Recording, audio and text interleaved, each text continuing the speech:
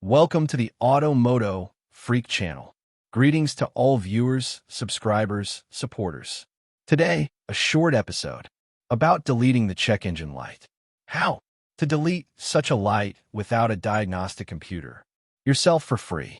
If an error is displayed, of course, without reading the computer, we usually will not know what these errors are. This is only such a temporary solution.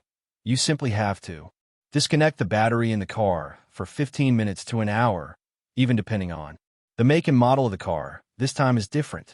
It is best to disconnect it for at least half an hour to an hour, then the check engine light will go out.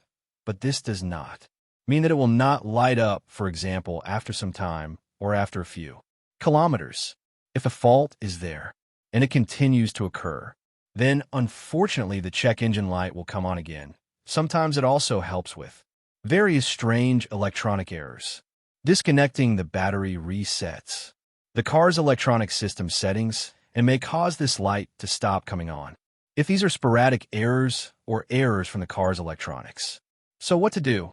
Disconnect the battery for at least 15 minutes to an hour, and then the check engine light will go out and be cleared and usually will not come on, although if there are any significant errors stored in non-volatile memory, this light will come on again after a few kilometers or the next day. So that was all for this episode. Thank you for watching the video, and I invite you to subscribe to the MOTO Freak channel. Greetings to everyone, and see you in the next episode. See you soon.